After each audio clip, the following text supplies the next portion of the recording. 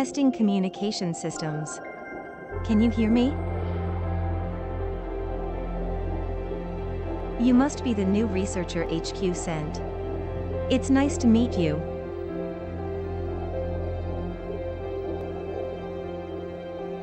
I'm your survey, exploration, and research assistant AI.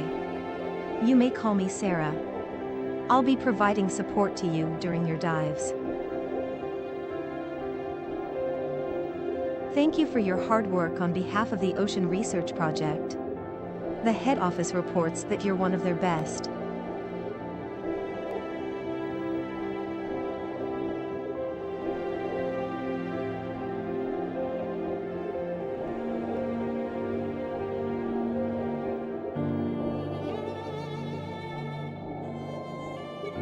Please begin moving so that I can confirm your location.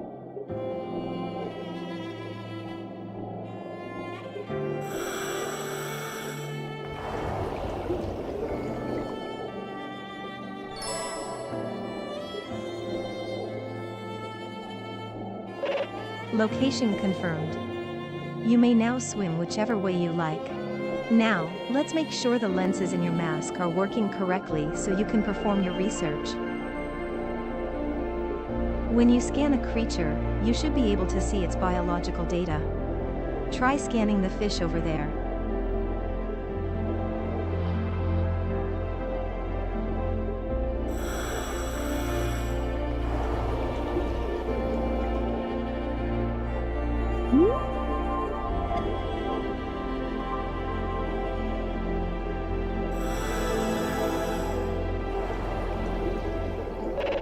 Scan successful. Note that if you keep holding the button, you'll be able to scan more creatures.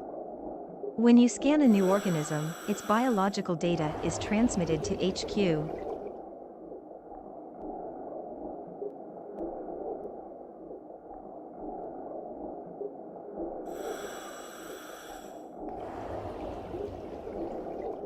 Scan more and more organisms to build up your reputation as a researcher.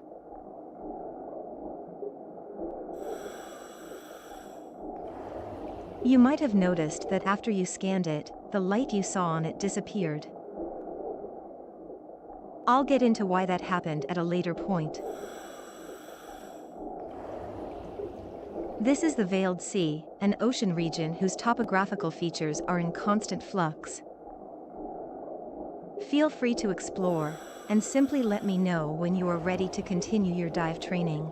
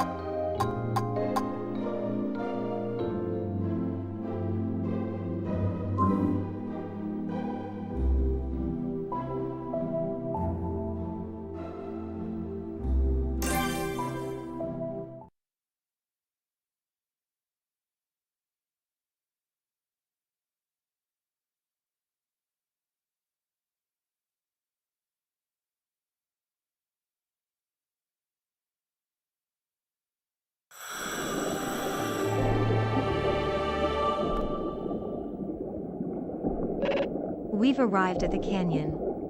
As you can see, there's only a narrow passage between the cliffs.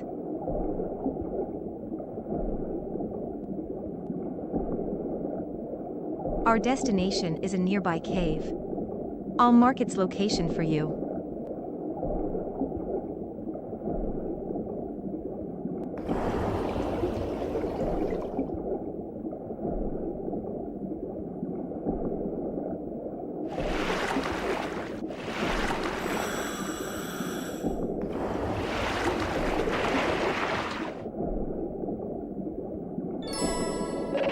Down currents tend to occur in areas like this that have steep drop-offs. A down current occurs because the water is actually falling into the crevice toward the seafloor. Isn't nature fascinating?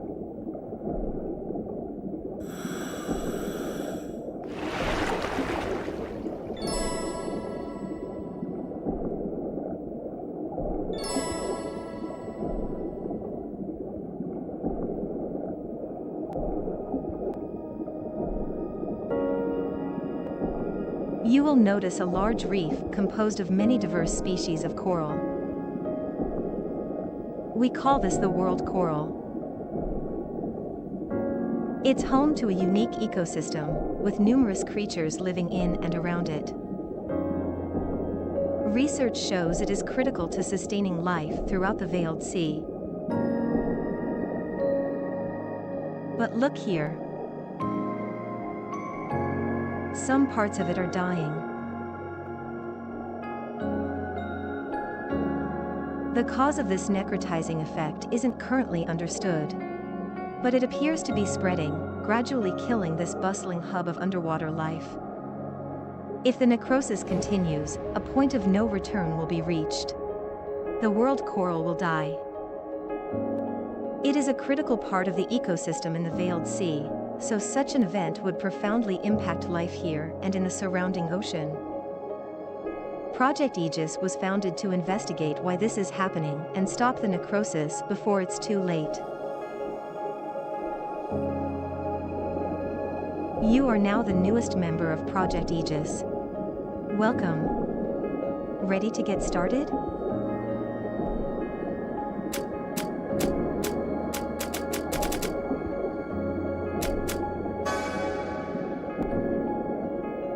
Of course, as your assistant AI, I'll continue to provide you with navigational guidance and research support. I should note that you will not be allowed to return to the world coral without specific clearance from HQ. Now that you've gotten a good look at it, we'd better be on our way.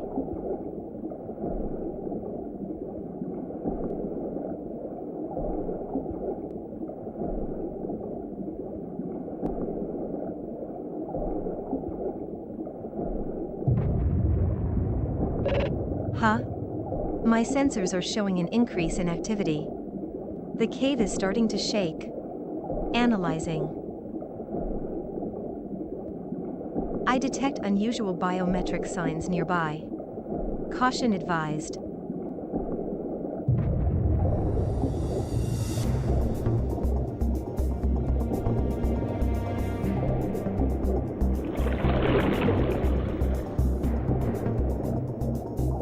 Sending emergency transmission to HQ. Major disruption occurring at the world coral. Researchers in the area may be in danger. There it is, and it's enormous. It looks like an extremely large variant of coelacanth. I've searched our database, and there are few examples of a coelacanth of that size, or with that golden coloring. I understand you want to investigate, but it's not safe.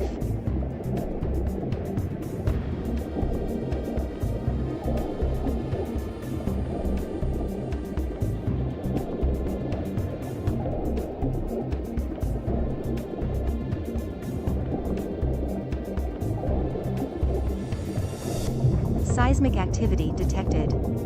The seafloor is shifting. There's a risk that that creature will be agitated. I advise not to go near it. Use a dolphin kick to get away faster.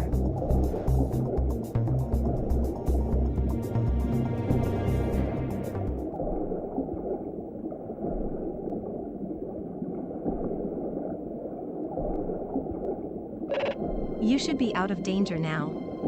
And your vitals readout indicates you're not hurt. It's unusual to have such a strange experience on your first expedition. Then again, this is called the Ocean of Mystery for a reason. I hope we meet that creature again. But first, you'll be learning about salvage from one of the other divers on the team.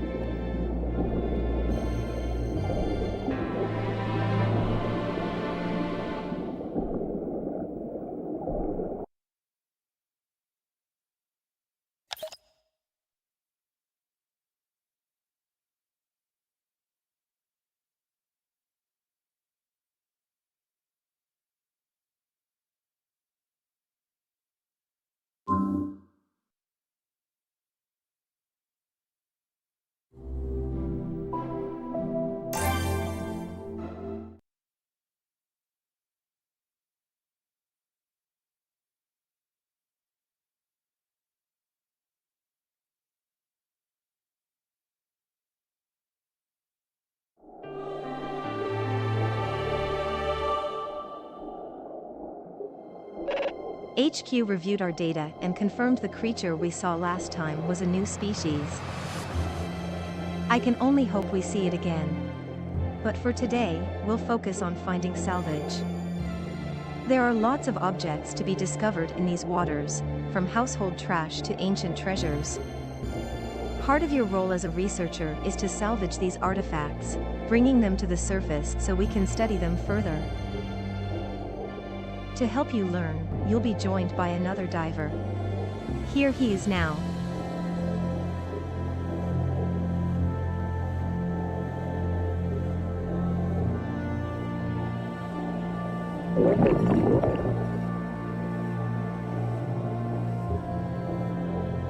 Daniel is one of the most senior divers on the team. He's very knowledgeable about the Veiled Sea. Shall we get started? As Daniel would no doubt tell you, the best way to find salvage is to look for glowing objects on the ocean floor.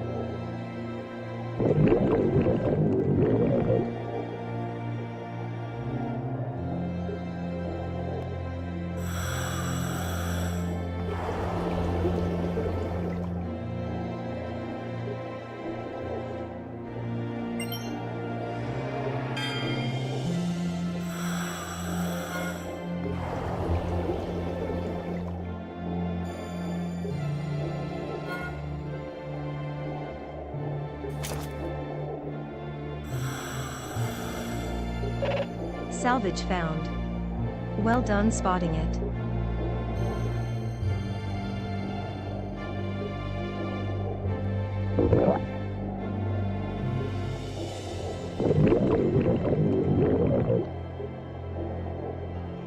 Transmission from HQ.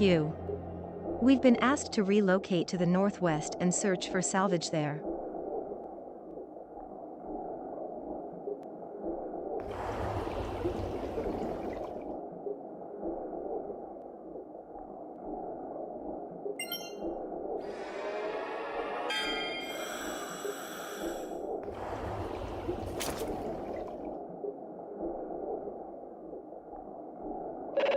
Salvage found. It seems the harder something is to find, the more valuable it is.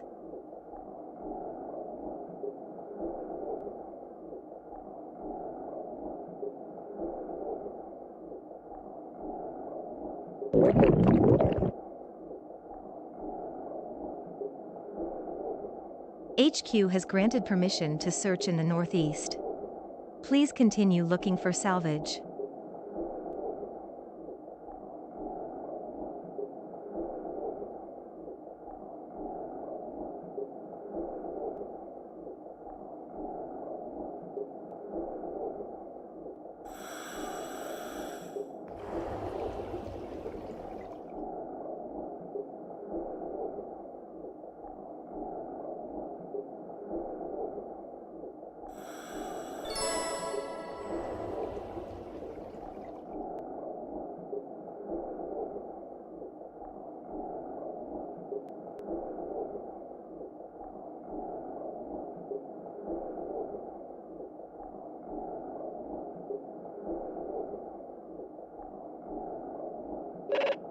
This merits further investigation. I'll call Daniel over.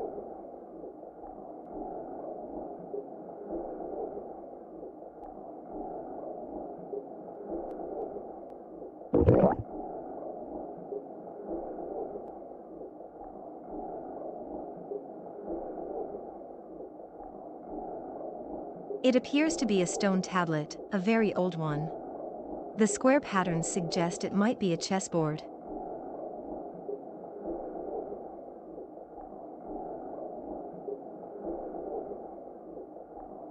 I'll cross-reference against the database and try to provide further analysis. Please stand by.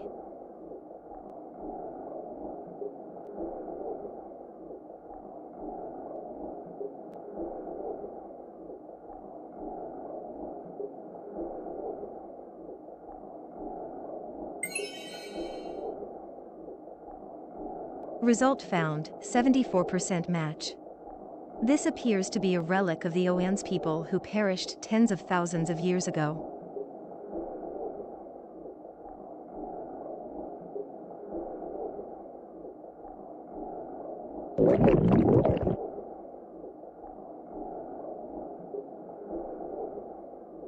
Little is known about the Oans, but it's said they built a thriving civilization on the Veiled Sea.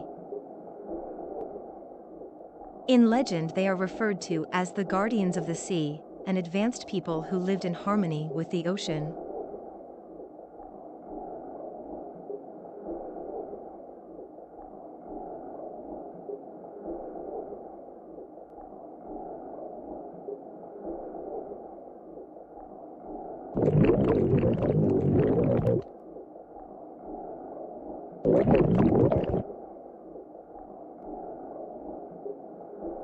The value of a genuine Oan's artifact would be immeasurable.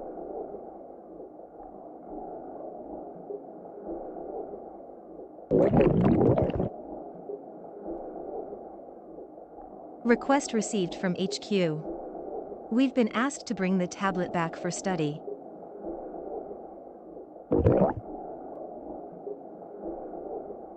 If it really is an Oan's artifact, it would be a monumental discovery. HQ will confirm and provide compensation accordingly.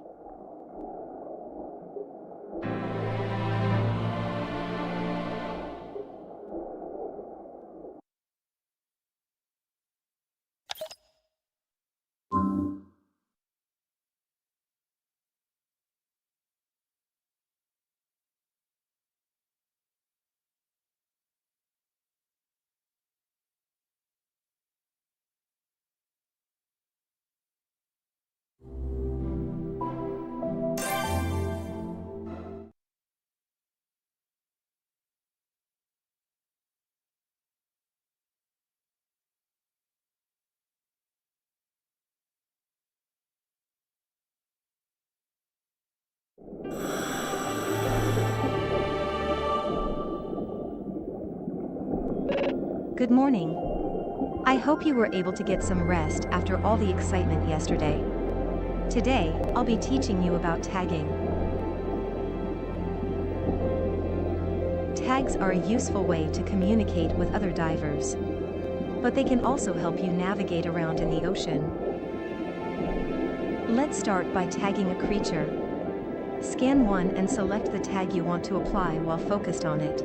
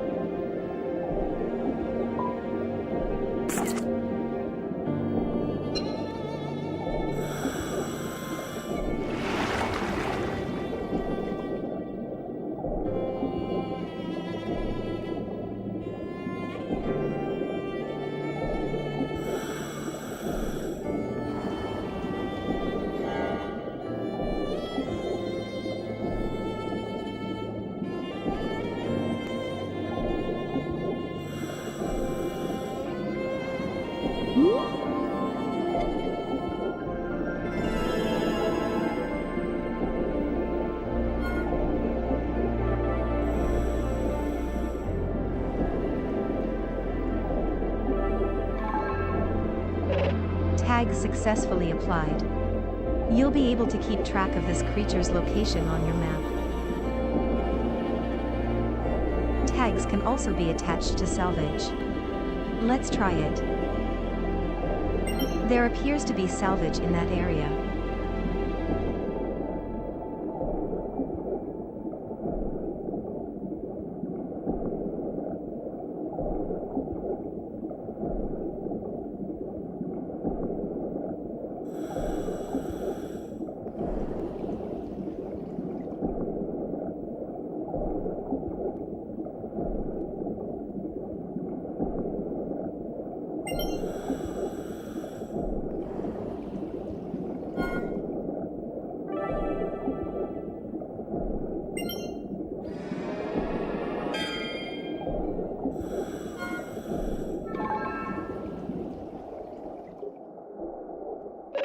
Tag successfully applied.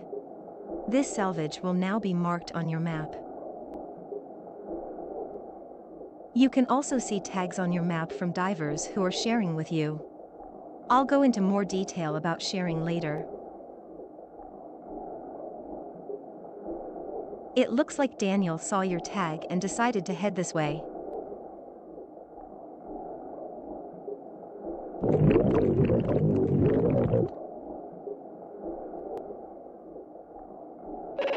Receiving transmission.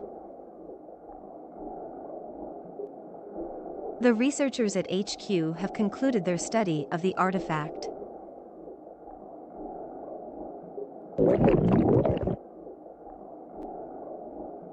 The artifact was confirmed to be an ancient relic of the Oan's people.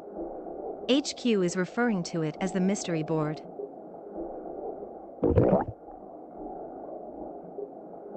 On it are squares containing inscriptions relating to the mysteries of the Veiled Sea. They've been called the 99 Mysteries. For some reason, due to properties not understood by HQ scientists, the squares appear to be capable of producing light.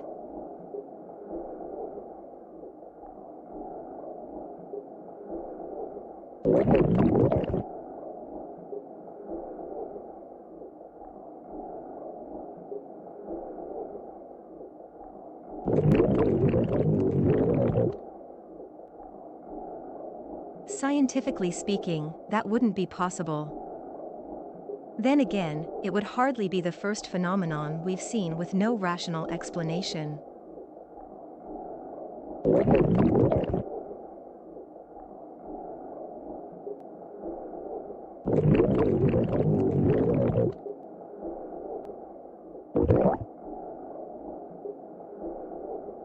The Mystery Board will prove very valuable if it helps us learn more about these mysterious waters,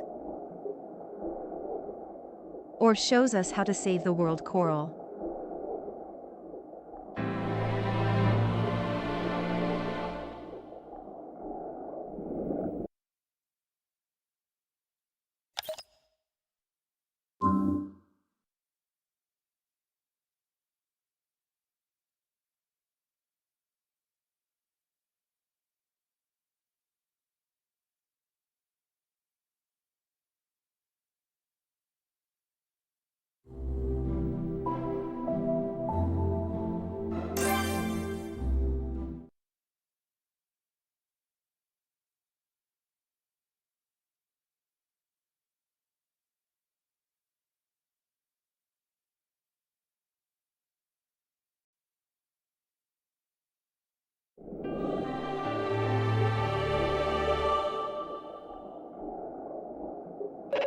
Hello there.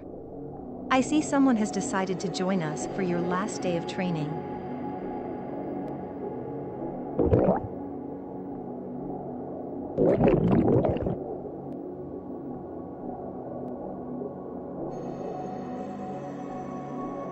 Daniel must be feeling competitive after you found the Mystery Board.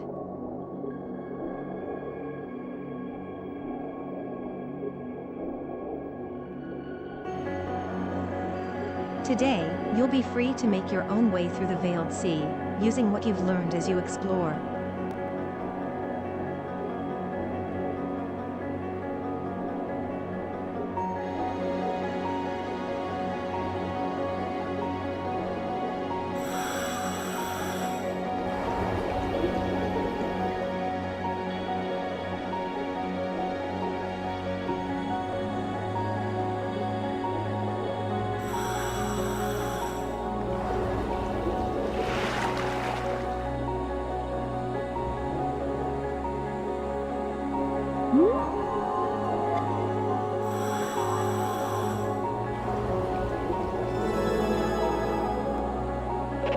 You may notice that creatures are easier to see after you scan them, since the shroud of light around them goes away.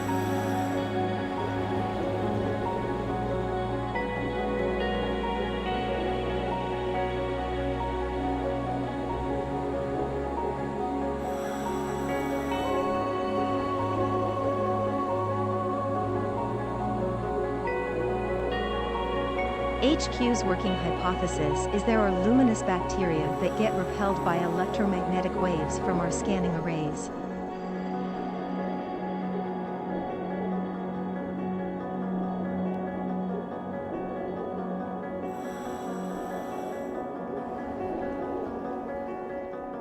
This process is known as collecting light.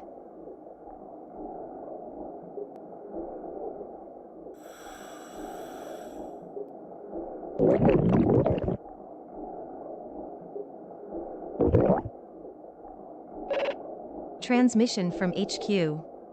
We have updated information about the status of the world coral.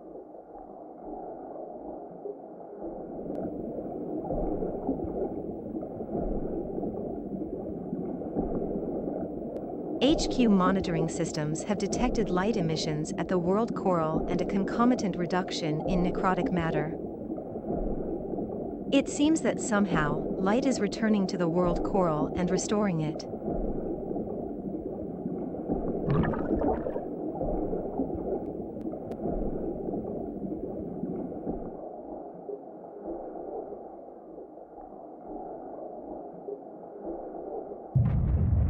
Huh?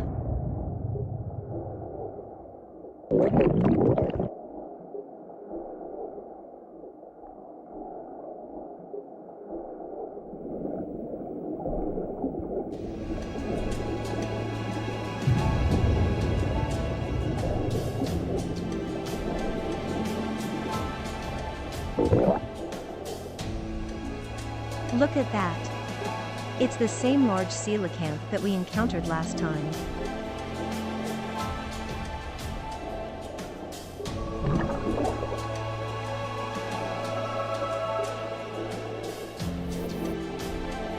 Risk level, moderate. While its temperament toward humans is unclear, the creature does not seem as agitated as last time.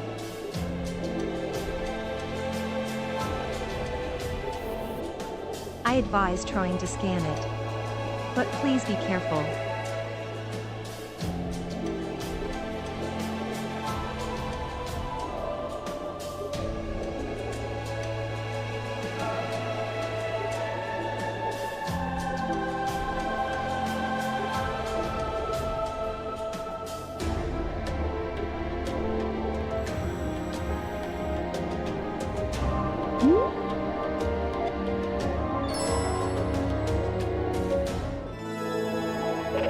You did it. Scan successful. I'll transmit our data on the supersized coelacanth to headquarters.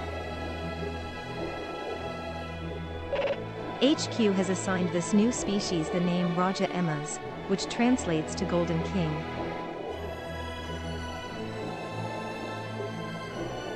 It's never been studied before, so needless to say, the data you gathered will be quite illuminating.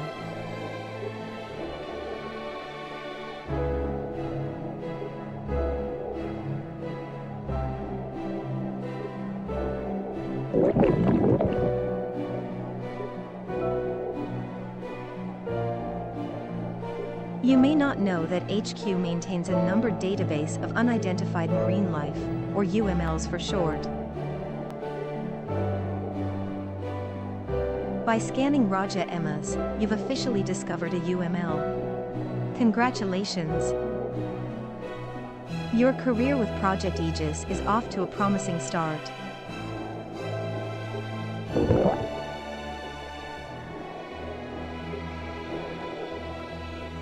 Strangely, it seems to have started shining in response to your discovery of Raja Emmas.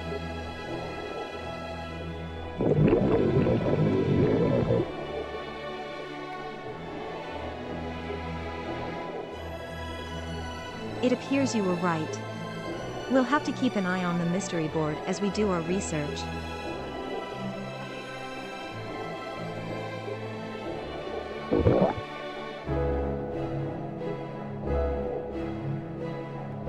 And with that, your training is now concluded.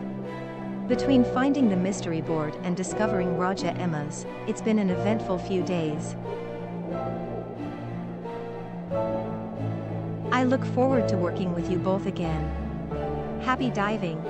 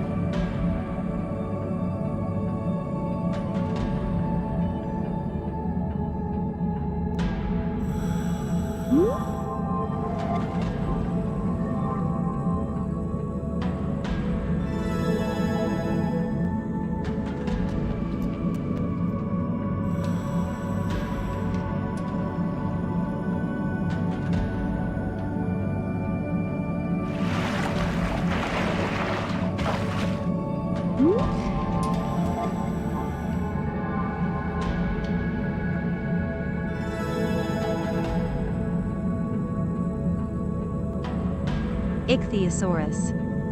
This species is believed to have lived between the late Triassic and the early Jurassic periods, surviving primarily on a diet of squid and other fish. At around 2 to 3 meters in length, it was smaller than other ichthyosaurs. It had a vertical tail in the shape of a half-moon, much like modern sharks, and it is believed to have swung its body from side to swim.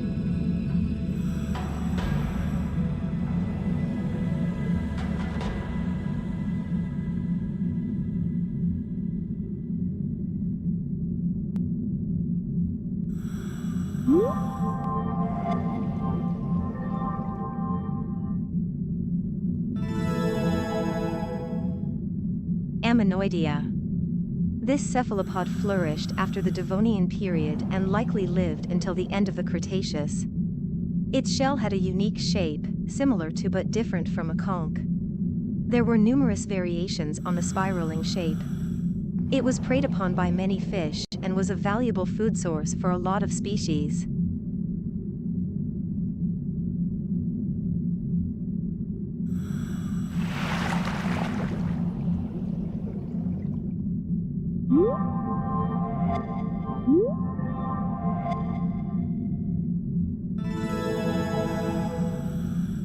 Ammonoidea, white. This white-shelled version of an ammonite was quite rare. The shell itself had a partition, and the wavy patterns inside are called suture lines. These suture lines are beautiful and complex, similar to those of chrysanthemum leaves, which suggests that this was a member of a species that lived near the end of the Jurassic period.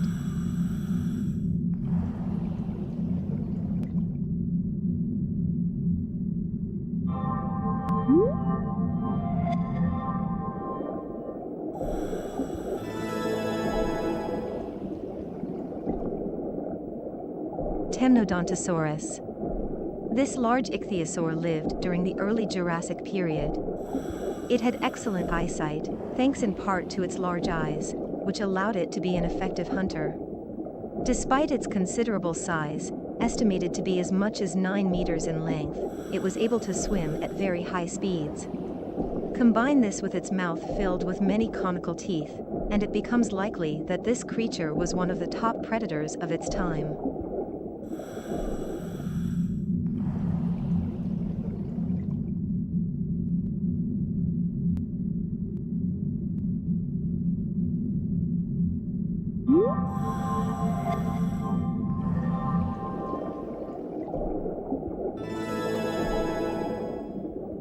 Silver arowana. This freshwater fish is known for its long, slender body. Its jaw protrudes forward, and the shape of it allows the fish to open it extremely wide and swallow small fish whole. It may also prey on insects that land on the water's surface, or crustaceans. Its appearance makes it a popular aquarium inhabitant.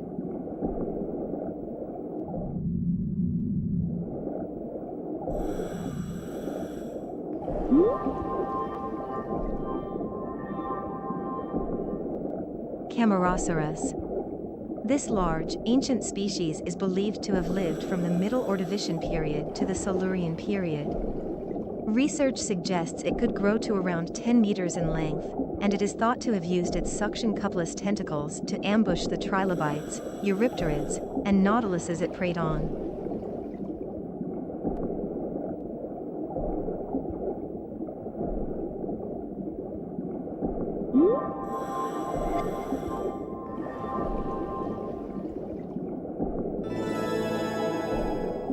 Cephiderma.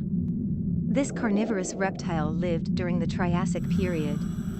At first glance, it looks like a turtle, but it was actually more closely related to plesiosaurs. It had 2 shells on its back, each of a different size, and its upper jaw was slightly protruded. Like rays and some other fish, it probably spent a lot of time hiding under the mud and sand of the seafloor.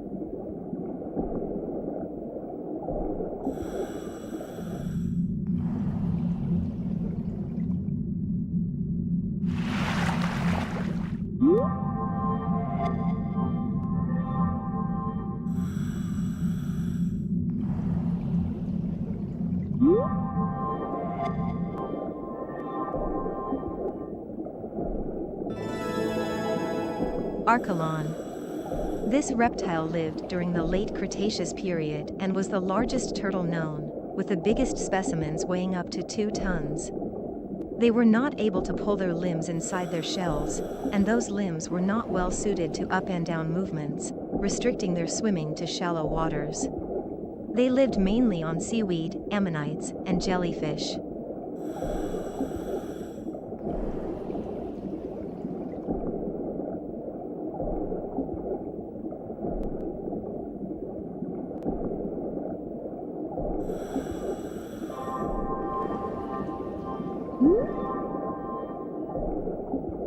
Temnodontosaurus.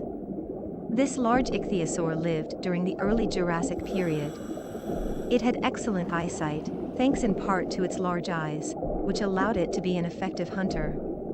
Despite its considerable size, estimated to be as much as 9 meters in length, it was able to swim at very high speeds. Combine this with its mouth filled with many conical teeth, and it becomes likely that this creature was one of the top predators of its time.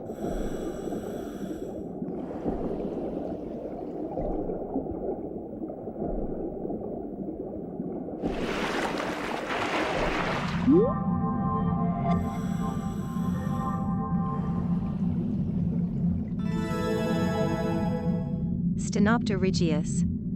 This ichthyosaur is believed to have lived during the Jurassic period of the Mesozoic era. It was ovoviviparous, meaning the eggs would hatch inside the mother, which resulted in the babies being able to swim immediately upon emerging. It possessed a shark-like dorsal fin, and the back of its head was swollen in appearance. Research has suggested that it primarily consumed mollusks and fish.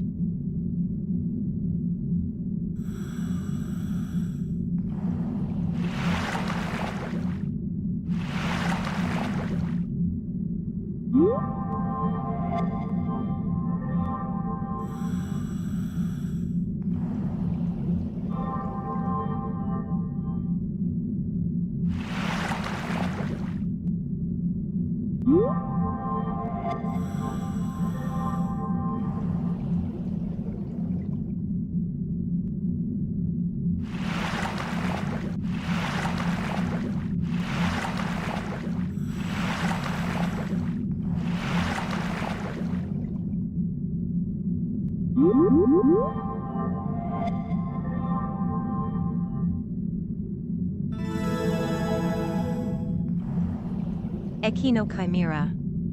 This small fish lived during the early Carboniferous period. It is also said to have been a hedgehog-like silver chimera, and had spines growing near its head and on its back.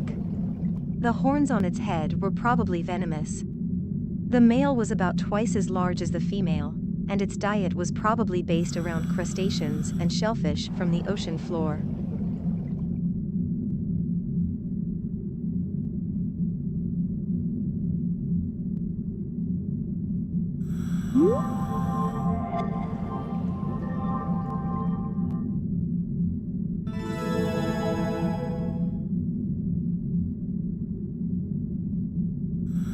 Eusthenopteron. This carnivorous fish flourished in the Devonian period, likely in brackish waters like lakes and marshes. These areas are often oxygen poor, but this species also had lungs to enable it to breathe air as needed. Since it lived near the bottoms of rivers with dense plant life around, it probably had to maneuver through aquatic plants with its fins.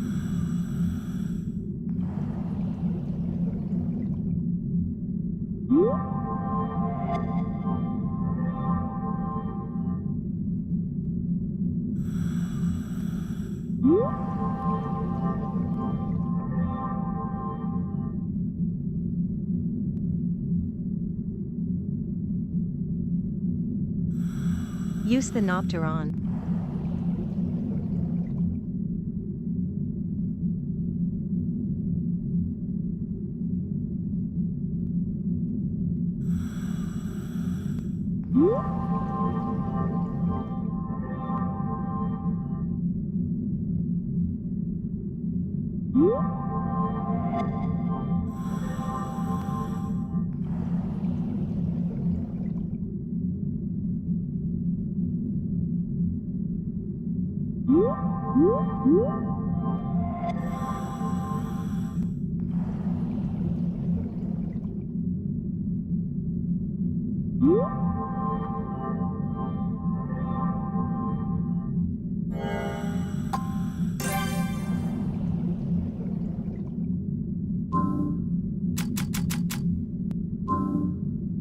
Sailfin tang. This yellowish, long-fin tang lives in rocky areas and reefs. Members of the species have stripes from a young age. Though a juvenile will swim with its fins spread out, the adult only opens its fins to frighten other creatures.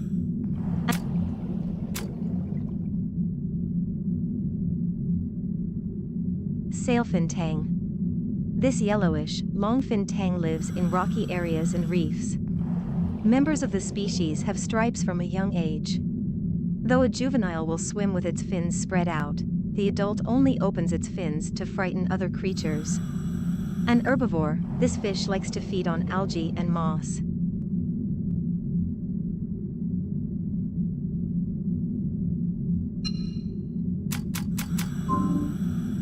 Humphead wrasse.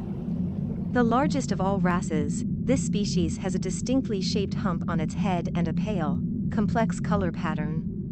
Since it is a curious sort, it tends to welcome attention by divers. It normally lives independently around coral reefs, but many gather together during breeding season.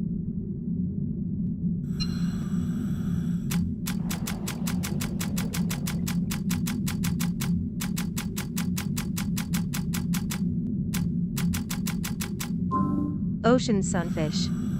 Easily recognized for its large, elliptical body and startled-looking face, it has no clearly defined tail fin but instead has a rounded clavus, a rudder-like fin formed from the dorsal and anal fins.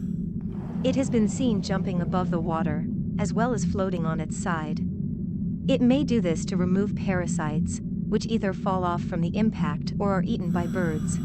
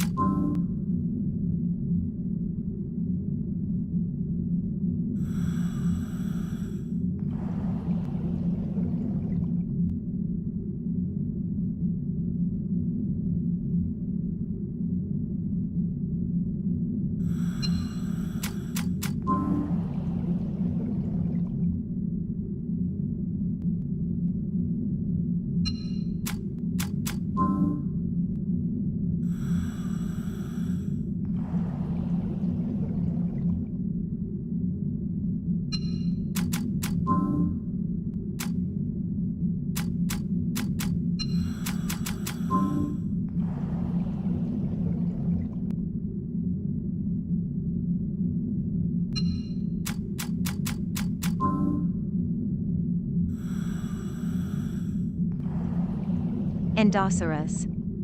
This ancient nautiloid is believed to have lived between the Ordovician and Silurian periods. With a shell that could grow up to 5 meters in length, it was smaller than the Camarasaurus but shared many other traits with that species, including a similar diet and hunting style. It is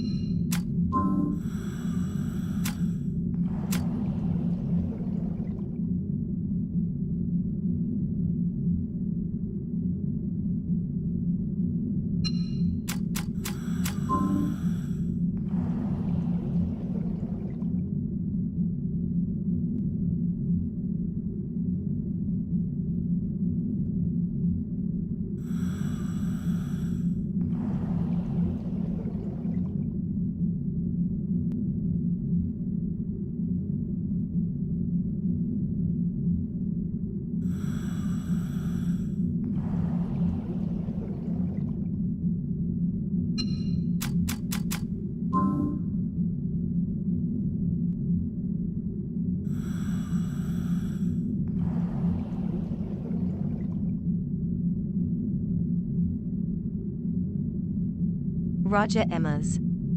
One of the unique species only found in the Veiled Sea, it bears many similarities to modern coelacanths, and it also appears to be able to mimic its surroundings. Details of its nature are still under investigation. What is known is that it is considerably larger than any known coelacanth, with its entire body covered in golden scales.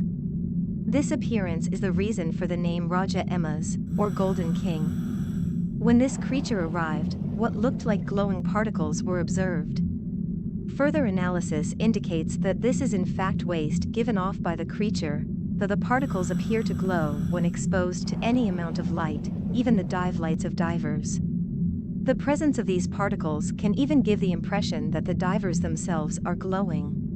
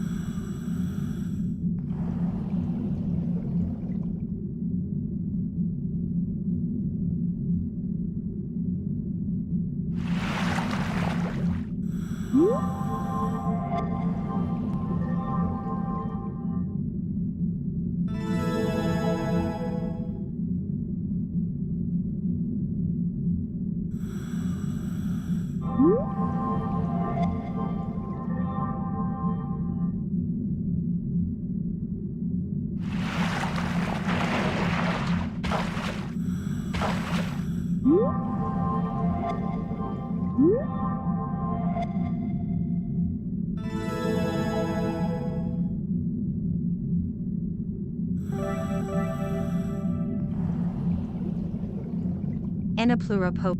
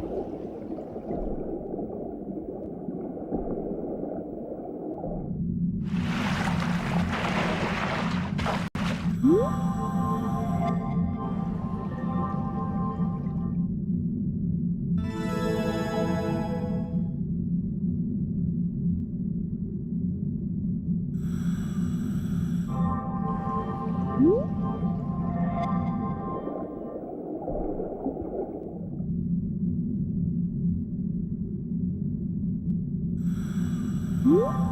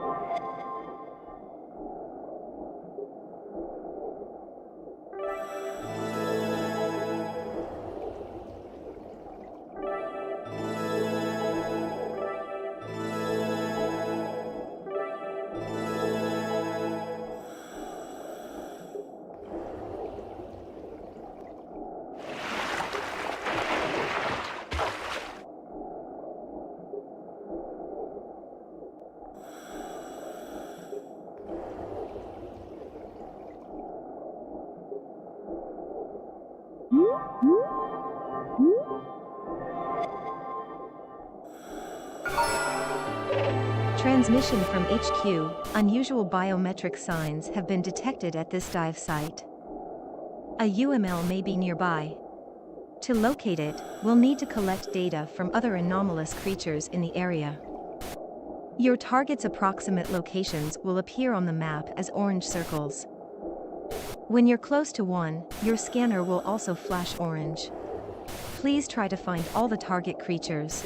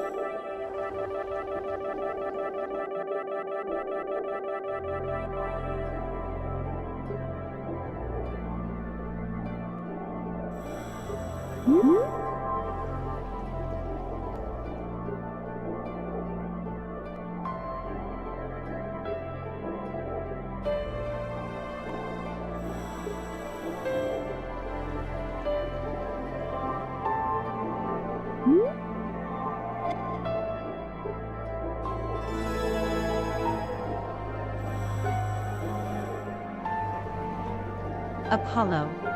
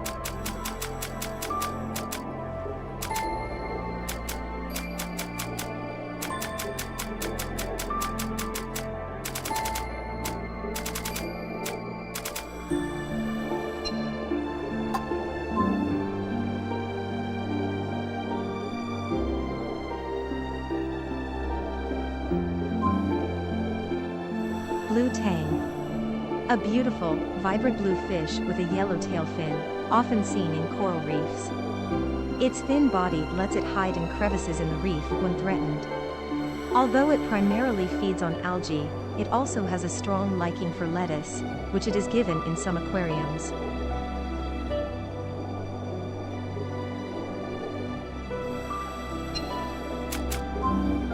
White margin unicorn fish.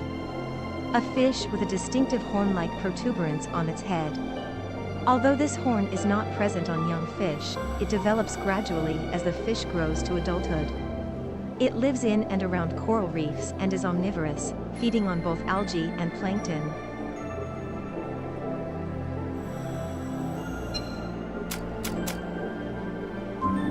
Sailfin tang. This yellowish, long-fin tang lives in rocky areas and reefs. Members of the species have stripes from a young age. Though a juvenile will swim with its fins spread out, the adult only opens its fins to frighten other creatures. An herbivore, this fish likes to feed on algae and moss.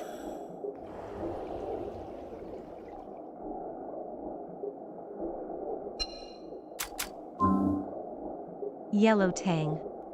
This fish's striking yellow color makes it popular at aquariums. When young, it groups up into shoals, but as an adult, it will tend to live in isolation. It is usually found in shallow waters near reefs, but it can go to depths of up to 45 meters. It has a mild temperament and subsists on stringy algae. Powder blue tang. This fish is brightly colored in blue, black, white, and yellow. It has a spine where the tail joins the body that can injure if touched. It is quite territorial and usually lives alone or in pairs. However, it can form up into huge shoals. It lives in shallow water near coral reefs and mainly eats algae.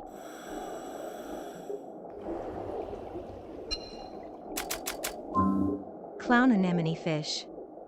This jewel of the sea is easily identified by its distinctive, bright orange and white pattern. A special covering on the surface of its body makes it resistant to sea anemone venom, creating a symbiotic relationship. When threatened by another fish, it hides among anemones for protection.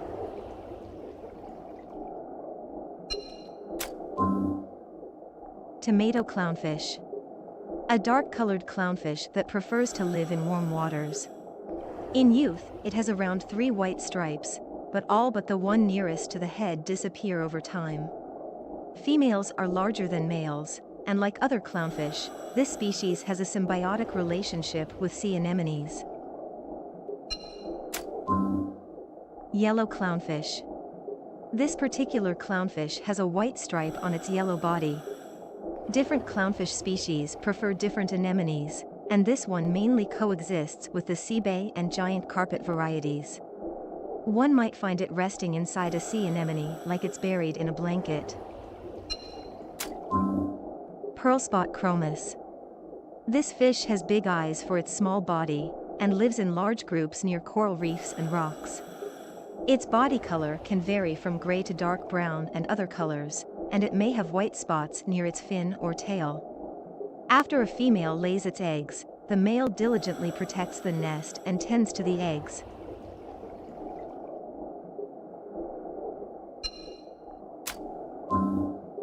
Blue-green damselfish. Found in shallow waters near coral reefs, this tropical fish has a slightly protruding lower jaw. Its shimmering emerald green scales change color as light hits them. A timid sort, it prefers to swim in groups. In moments of danger, the entire shoal of fish will dart for cover behind corals.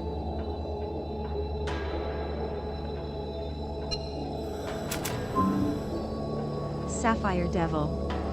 As the name suggests, it has a brilliant blue body. It lives in shoals near coral reefs, and it has a forceful, territorial temperament. While the male has a blue tail fin, the female's is transparent. When excited, the fish can change color thanks to special cells in its body called iridophores.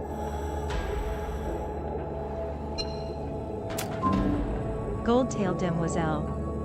The smallest member of the demoiselle family, this fish can be found in shallow waters. It looks similar to the sapphire devil, except for its yellow tail. It feeds on plankton, algae, and small crustaceans, and its strong temper means that it will aggress fish of the same size or smaller.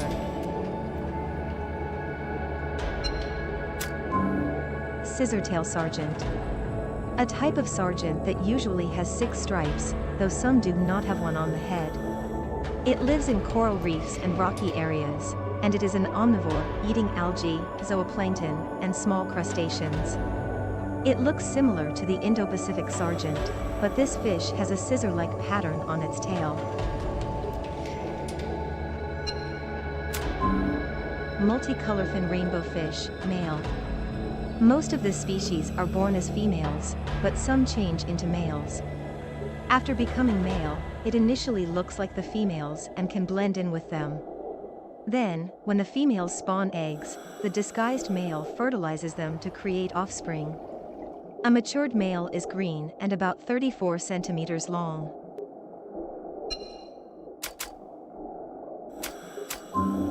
Clown wrasse.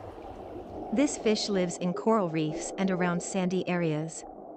While young, it is orange and white, like a clownfish, but the adult's body has a glowing constellation of blue speckles. At night, it darts under the sand to make itself hidden from view. It is known to be gentle and easy to raise.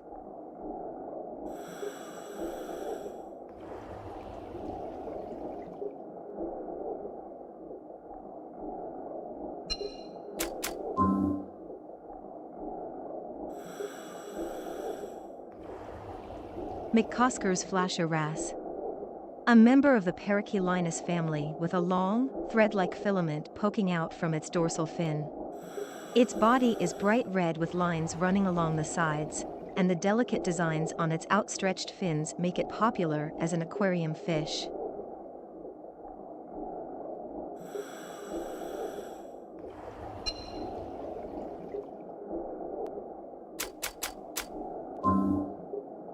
Green humphead parrotfish. This fish, which is gray or a light blue-green, has a head that looks like a big, inflatable crown. Males of the species tussle for territory by banging their heads into one another. The imposing fish lives around rocks and reefs, and unusually, consumes living corals. It also eats algae and crustaceans.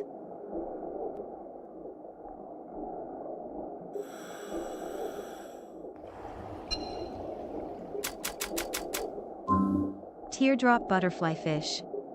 This fish has a distinctive mark on the dorsal part of its body, almost like a teardrop. Its thick snout contains tiny, thread-like teeth that it uses to eat coral polyps. There's another species called the Indian teardrop butterfly fish that looks similar, but it lacks the white belly of this fish. Pyramid butterfly fish. This species has brown, yellow, and white coloring.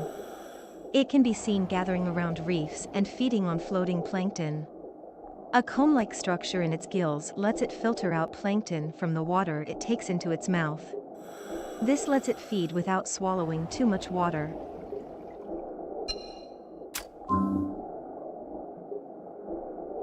Speckled butterfly fish. A pale yellow fish with dark spots. There are many similar varieties of butterfly fish, making it hard to tell which is which, but this species is easy to pick out due to its unique pattern. It lives in shallow areas of coral reefs and is an omnivore, eating algae and other benthic organisms. Yellow long-nosed butterfly fish. This yellow fish uses its elongated snout to get into openings in coral and eat small animals it finds inside. It sometimes rests in caves and crevices, and when in a cave, may float with its belly pointing upward. This keeps its belly safe and lets it use its dorsal fin to protect itself.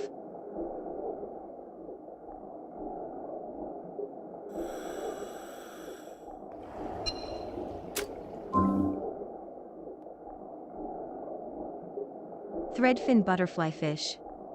It has a black circular pattern at the rear of its dorsal fin, from which a filament trails. The fish inhabits coral reefs and feeds on coral polyps and sea anemones with its mouth of small, hair-like teeth. Its range is quite vast, and it can be found in many different places across the ocean. While it may sometimes form schools, it is most often found alone or in pairs.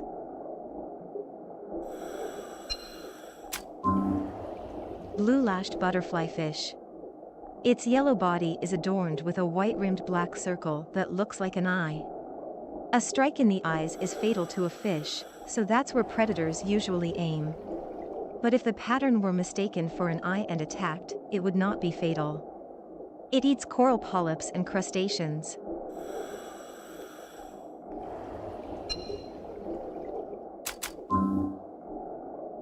Blue-cheek butterfly fish. This fish, a popular choice for aquariums, is yellow with a mask-like pattern around its eyes. It is only found in the Red Sea, where it often can be seen swimming in pairs around coral reefs. It eats by pecking at coral polyps.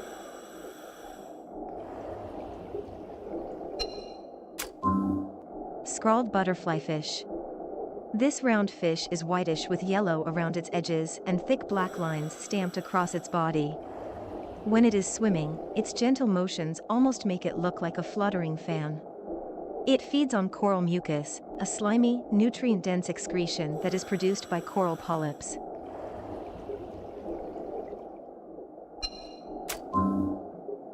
Spotfin butterfly fish. A white and yellow butterfly fish found only in coral reefs. It gets its name from the small black mark on the rear of its dorsal fin. It also has a black band running over its eyes. These markings may be to confuse predators about which side is the front and which is the back.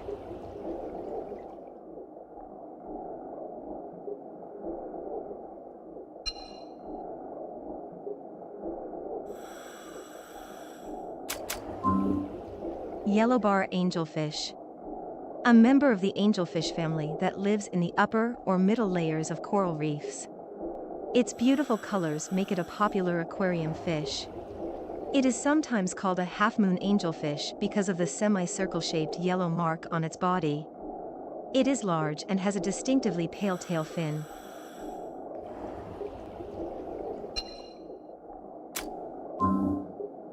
Bicolor angelfish. This yellow and blue fish lives in rocks and coral reefs. One male breeds with a harem of several females. When the male leaves, the largest female becomes male and takes over. Smaller females do not change sex, as they would not be able to participate in the harem without gaining size.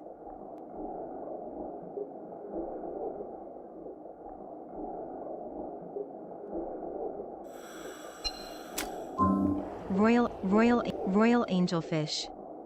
This fish has black and pale blue stripes down its striking yellow body. When young, it has a circular pattern like an eye on its dorsal fin. It lives among rocks or coral reefs, forming harems. In rare cases, a specimen may have color mutations, but this makes it no less prized by enthusiasts.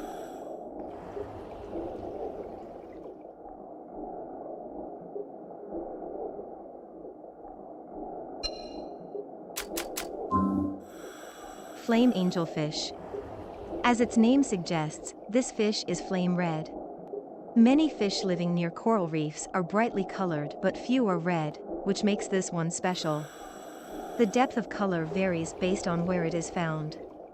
During breeding season, the male may court the female by pecking on her abdomen.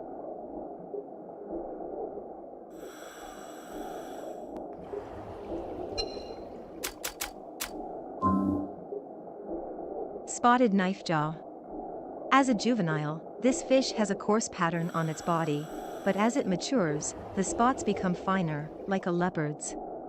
Its body also becomes taller, and its mouth more oblong. The fish is a carnivore, using its beak-like mouth to chomp into animals like crustaceans, sea urchins, and mollusks.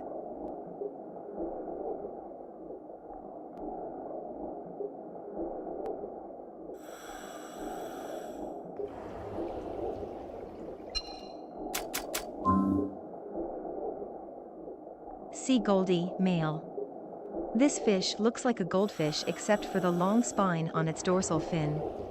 About 20% of the species is male. Depending on region, the male fish may look like the female, or it may be paler. When there are too few males in a shoal, some females become male to preserve the harem structure.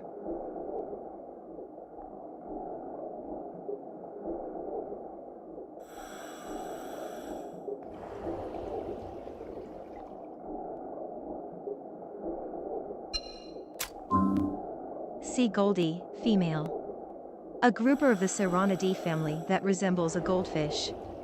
With its orange body and the hint of pink in its eye, the female of the species cuts a fine figure. About 80% of the species is born female, with some changing genders when the number of males in the shoal decreases.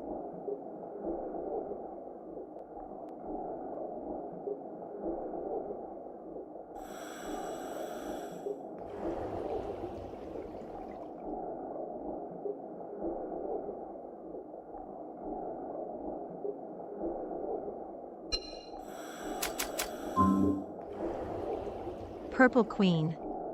It is worth seeking out schools of this beautiful deep purple anthias near coral reefs. If you look closely, you will note a point to its mouth. The male can be told apart from the female by its reddish dorsal fin and the upturned mouth. Like other groupers, it forms into harems.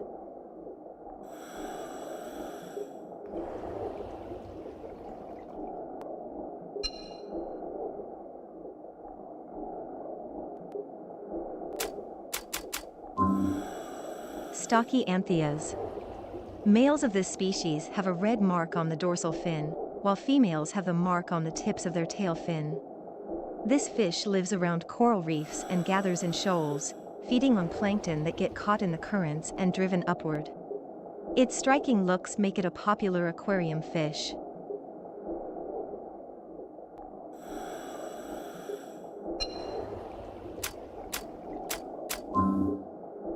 Big-eye trevally. Normally shiny silver, the male turns black during mating season, and the juvenile is gold or silver with 6 dark lines. It can live in areas where salt water and fresh water mix. Smaller fish may swim upstream, where the temperature is similar to the seas and food is plentiful.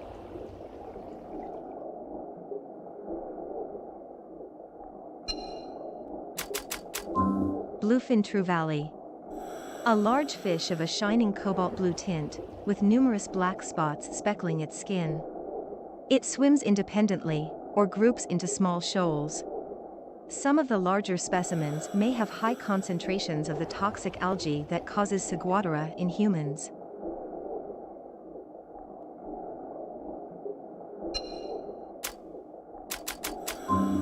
Yellowtail. Also called the Japanese amberjack, this species has distinctive splashes of yellow on its body, including its tail. It is a carnivore that preys on small fish, crustaceans, and cephalopods.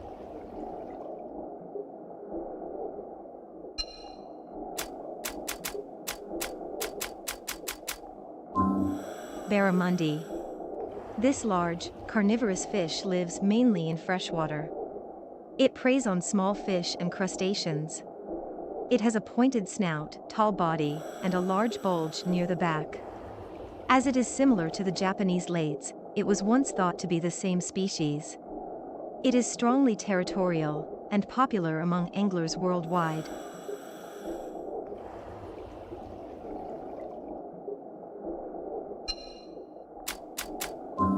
Pelagic thresher. The upper half of its caudal fin, almost the same length as its body, is used to swim and also to hunt. It herds fish or squid into one place and beats them by swinging its tail furiously before eating the weakened prey. It is said to be docile and is unlikely to attack a human unless provoked.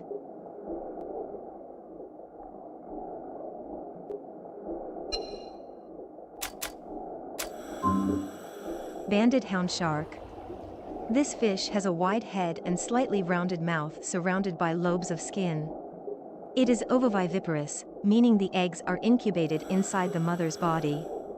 It produces around 20 young that feed on the yolk of their egg.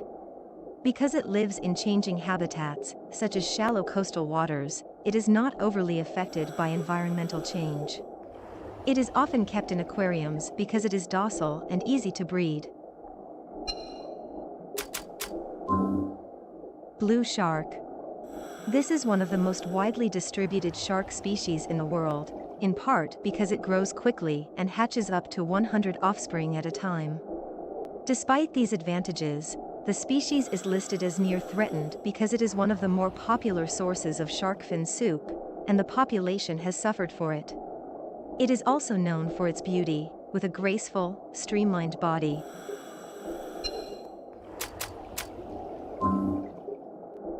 Zebra shark, white. This zebra shark was born with a mutation that gave it all-white coloration. Sharks like this are popular among divers for their striking appearance. It is not yet clear how this coloration will affect such an animal's ability to survive and evolve.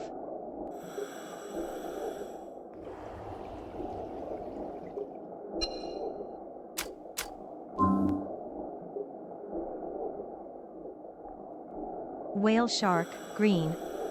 This rare whale shark has a bright green body and would have originally inhabited shallow waters. It's possible that its back changed to its present emerald green over the generations. It could be 150 years old, making it one of the oldest whale sharks in the world.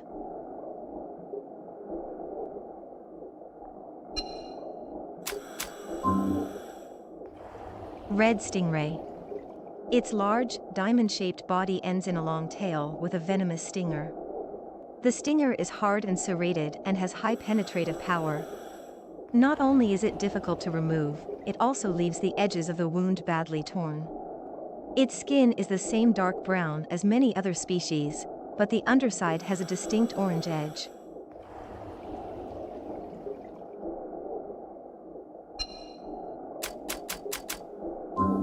Ocellated eagle ray.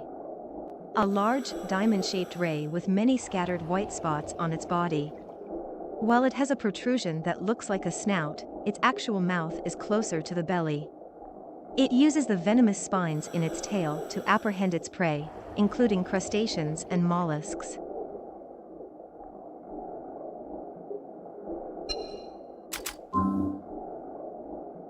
Dwarf sawfish. This creature has dozens of teeth arranged in a saw-like pattern. Its body is covered with sharp scales known as placoid scales.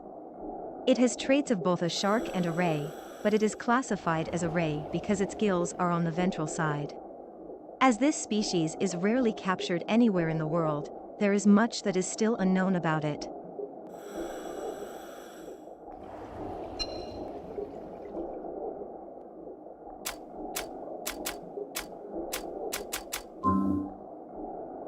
Spot-fin porcupine fish. A fish living in the shallow areas of coral and rocky reefs.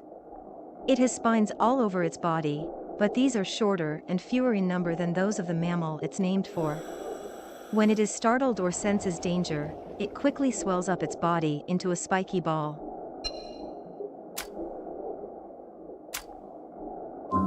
Apollo. A giant sunfish of a golden color, said in certain legends to be the sun itself. This may be because of the way it looks when it goes leaping out of the water, like the morning sun rising out of the ocean into the sky. Such tales have earned this fish the moniker, sun dancer.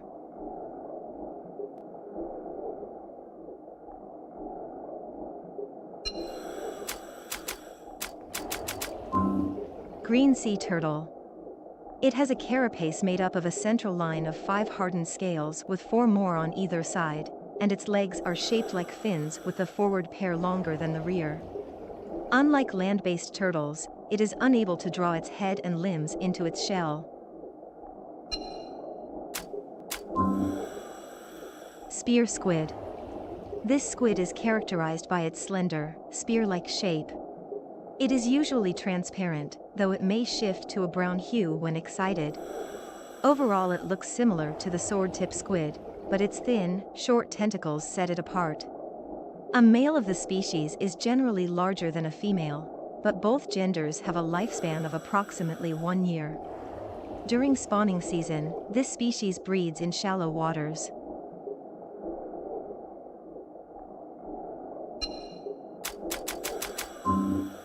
Diamond squid. This squid has a bright red, spindle-shaped body, and spends most of its days deep underwater, though it may come nearer to the surface at night. Its eyes are not protected by any kind of membrane, meaning they are directly exposed to seawater. During its spawning season, this species lays egg masses wrapped in a gelatin, and the resulting births can number in the tens of thousands.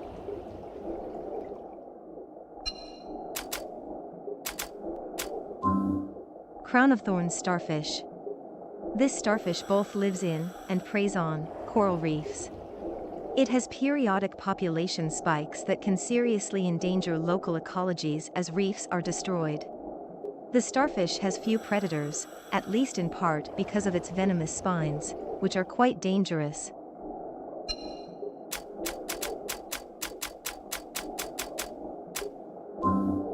Coelacanth. A deep-sea fish that looks roughly the same as it did 350 million years ago.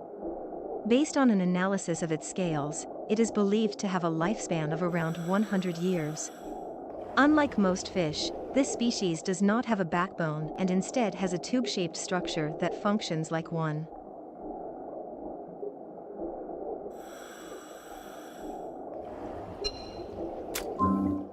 Emperor. This coelacanth is unbelievably large.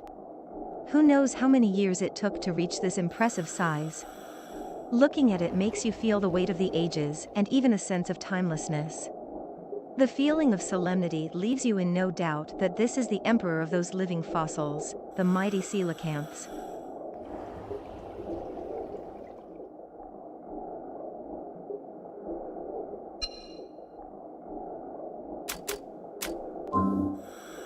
Rhizodus. This huge freshwater fish lived during the Carboniferous period and measured around 7 meters long. It was likely an apex predator in the lakes, rivers, and swamps of the era.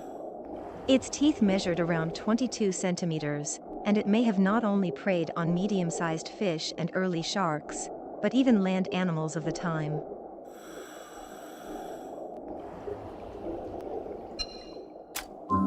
Chirolepis. This freshwater fish lived in the Devonian period of the Paleozoic era. It is believed to be the first vertebrate creature to live in water. Freshwater animals tend to lack minerals, but this species kept its calcium levels stable by storing it in the spine. Its body was covered in fine scales, and it was likely able to open its mouth wide enough to swallow prey whole.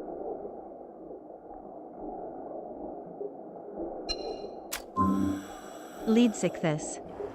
This species was probably the largest bony fish in history. While the fossil has only been partially excavated, it's estimated to have been 14 to 16.7 meters long, with a maximum estimated size on par with a North Pacific right whale. Despite its great size, it was probably a mild-mannered creature subsisting on small fish and plankton. Ostrophilolepis. This extinct fish had a flat head covered with a hard, bony plate.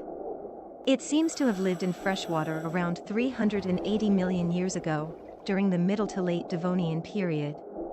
It probably swam near the seafloor, swinging its long tail fin from side to side. It had a copulatory organ similar to a shark's on its ventral side. Titanichthys. This demersal fish likely lived in relatively shallow seas. It was a placoderm that became extinct around the end of the Devonian period, and its head, shoulders, and body were all covered in hard, bony plates. Despite its frightening appearance, it was probably a gentle fish that scooped up sand and mud with its lower jaw and strained out plankton to eat.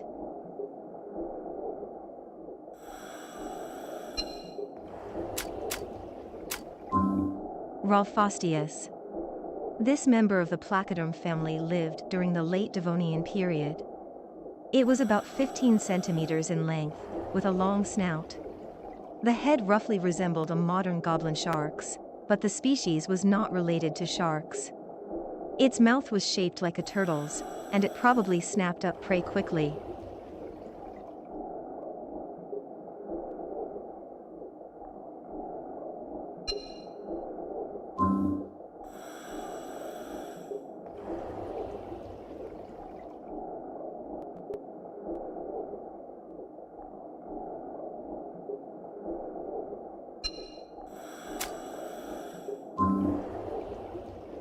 Caucasteus.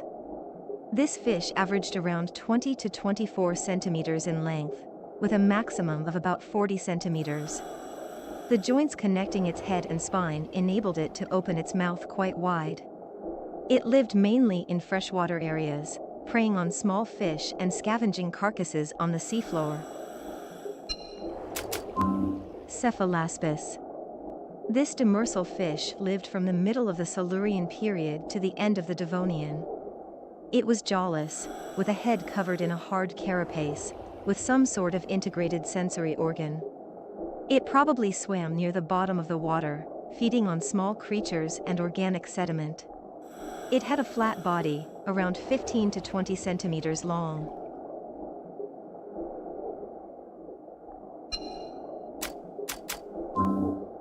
Climaceus.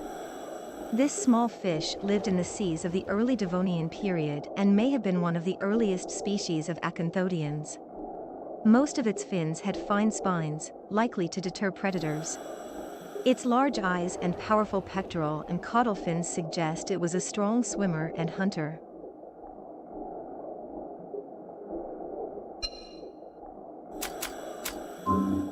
Dipedium. This round fish likely lived from the late Triassic to the early Jurassic period and had a maximum length of around 90 centimeters. It had hard enamel scales that were square in shape, and teeth in two different shapes. These two types of strong teeth helped it prey on tough crustaceans, shellfish, mollusks, and invertebrates.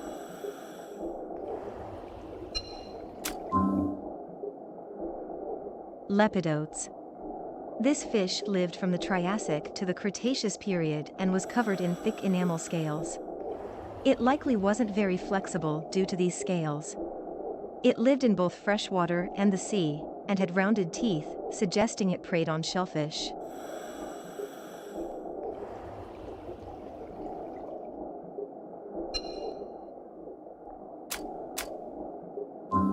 Helicoprion.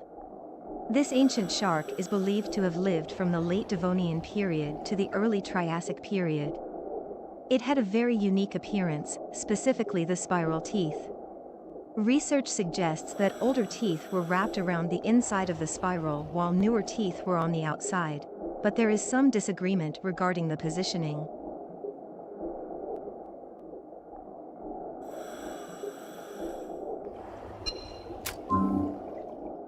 Urinosaurus. This large ichthyosaur is believed to have lived in the early Jurassic period of the Mesozoic era. With a total length of 6 to 7 meters, this creature had a distinct snout that extended forward. In fact, the upper jaw was about twice as long as the lower jaw. Researchers believe it used its snout both to strike at prey in order to injure them before eating them, and as a tool to stir up sediment and seaweed on the seafloor.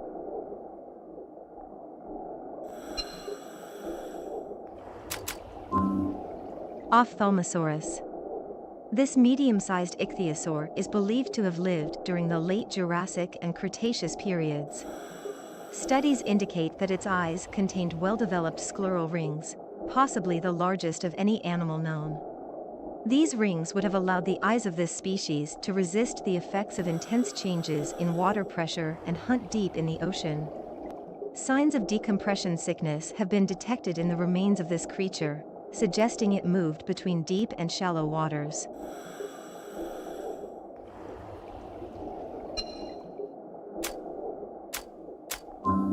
Tylosaurus.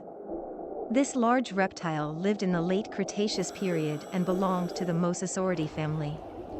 It reached a total length of about 15 meters, with a lizard-like head. It was probably a fearsome predator, with flat limbs and a strong tail making it a fast swimmer. It hunted a variety of prey, including fish, shellfish, and turtles.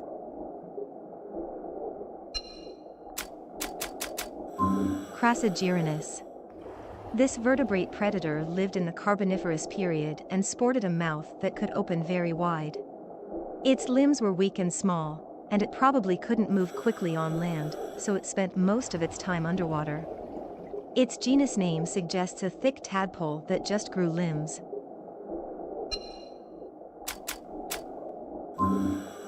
Enopleuropopae. This creature lived during the Ordovician period.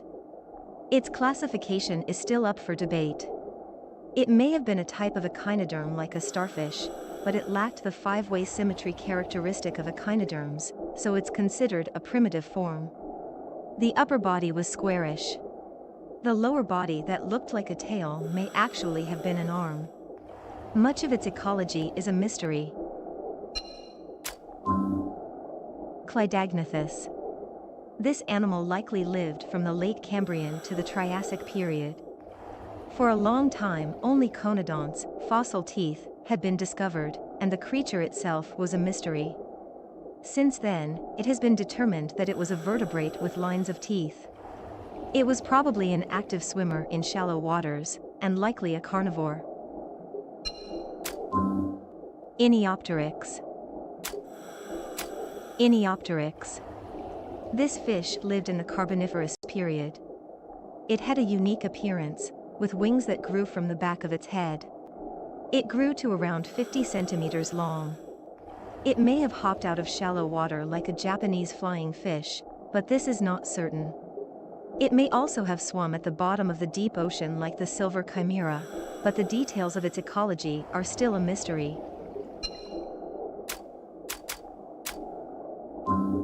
Chambered nautilus. This mollusk lives in fairly deep waters. This species has existed in roughly the same form for about 500 million years, so it is sometimes called a living fossil. Its outer shell looks like a parrot's beak, and it has about 90 tentacles, much more than its fellow cephalopods, the squid and octopus. The name nautilus means a sailor or ship.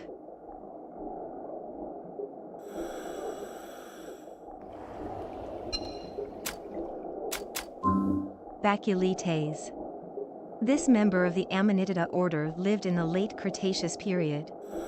Amanitida shells are usually flat and coiled, but this species had a straight, rod-like shell. With this streamlined shape, this species was likely a better swimmer than other ammonites. It probably swam with its shell at an angle to take advantage of buoyancy. Heteroceras. This member of the Amanitida order lived in the early Cretaceous period of the Mesozoic era. It was a heteromorph ammonite because of its unusual shell, which spiraled out into a more unwound shape. There have been many ideas about how this species swam with this shell shape.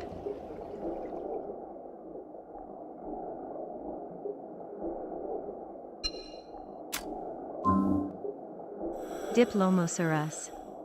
This member of the Amanitida order lived in the late Cretaceous period. It was a heteromorph ammonoid, with an unusually shaped shell. This shell was U-shaped, with several turns, roughly resembling a paper clip. It was also the last ammonite to survive until the end of the mass extinction event at the end of the Cretaceous period.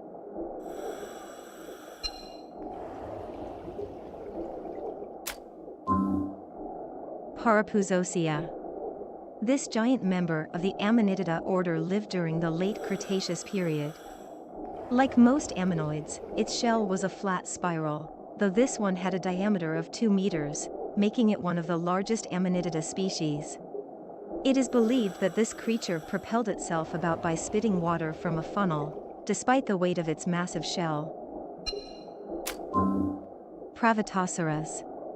This member of the Amanitida order lived in the late Cretaceous period of the Mesozoic era. Like most ammonites, it had a flat, spiral shell, but halfway down its length it turned in the opposite direction to make an S shape, making it a heteromorph ammonite. Not many fossils of this species have been found, making it quite rare.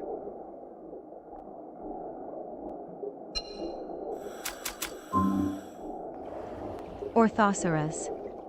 This potentially carnivorous creature was a cephalopod in the Orthoceratidae family.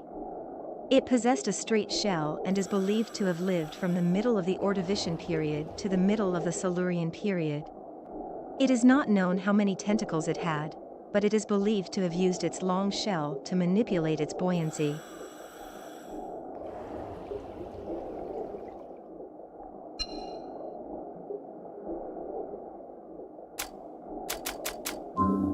Belemnite. This mollusk is believed to have lived in the Mesozoic era, from the Triassic period to the Cretaceous period. It looked very similar to modern squids, and though it lacked 2 long tentacles to grab prey, it is believed to have had the ability to squirt ink when it was in danger. Research suggests it was a valuable source of food for large ichthyosaurs and sharks of the time.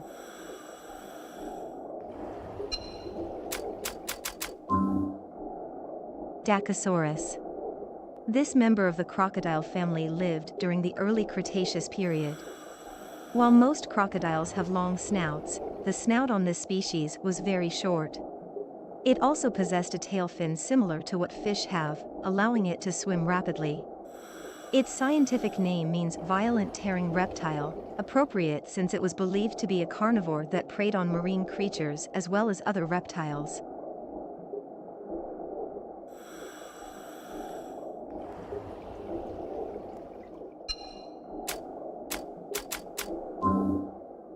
Shawnosaurus. This gigantic, carnivorous ichthyosaur lived during the late Triassic period. It is believed to have grown as long as 21 meters, which is supported by the size of the fossils excavated. It possessed a long snout and thick body. There are several theories surrounding its dental state. Some believe it only had teeth as a juvenile, others believe it had teeth throughout its life, and still others believe it had no teeth at all. Plesiosaurus. This plesiosaur lived during the early Jurassic period of the Mesozoic era. It could grow to lengths between 2 and 5 meters, and used its limbs to prey on squid and fish. This species is often compared to the Elasmosaurus, another, and at 14 meters, considerably larger, member of the Plesiosauria group.